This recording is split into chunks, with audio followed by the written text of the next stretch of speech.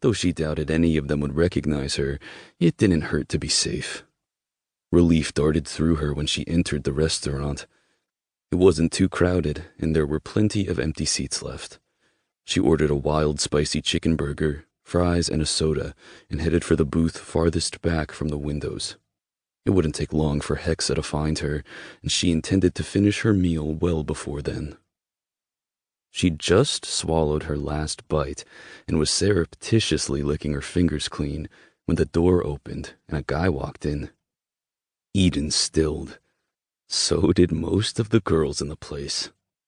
The stranger's face was arresting, his chiseled features perfectly formed, as if carved by the ancient Greek sculptors Eden liked to read about. His blue eyes were piercingly clear under his mop of honey-blonde hair, and he carried himself with a maturity that far exceeded his youthful appearance. He looked to be about 18, and was currently wearing a heavy frown on said perfect face. Eden swallowed.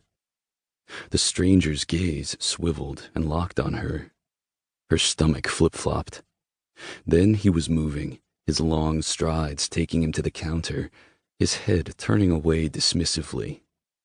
Eden didn't realize she was holding her breath until he left a moment later, 2 large paper bags in hand. She could tell by the disappointed expression of the girls in the restaurant that they wished he'd taken a table to eat there. She exhaled raggedly, puzzled by the strange feeling that had come over her when he'd looked at her. She felt hot and cold, as if she were running a fever. Eden went to the washroom and startled at the sight of her flushed cheeks in the mirror above the sink.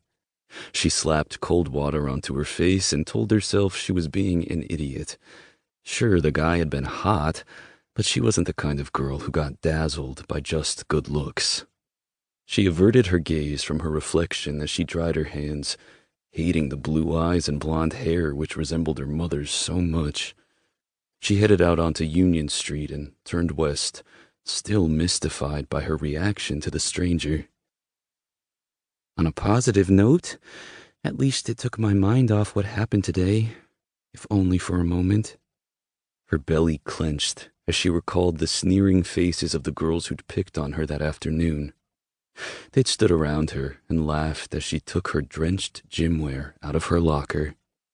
The gym teacher hadn't even blinked when Eden had excused herself from class, only murmuring under her breath that she would dock points from Eden's attendance records.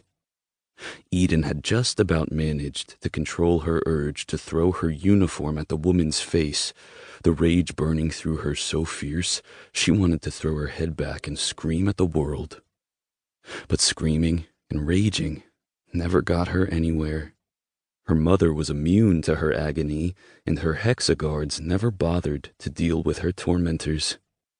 Eden knew she was on her own. Had been on her own in that god-awful mansion since the moment she was born.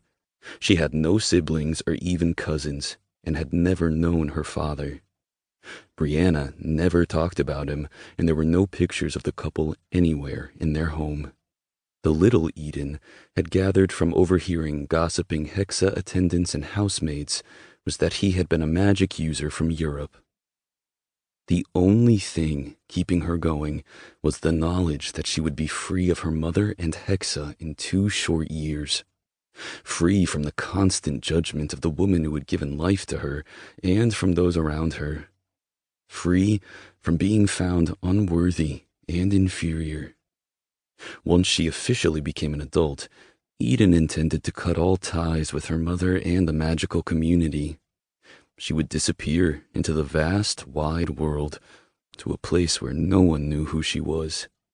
Maybe then she could start living instead of just surviving her current wretched existence. She was approaching a music shop when the hairs rose on the back of her neck. Eden stiffened and slowed. The eerie sensation of being tailed was back tenfold. She stopped and gazed at the window to her left, her eyes not truly seeing the instruments on display. Instead, she focused on the reflection in the glass. She caught something shifting out of the corner of her eye.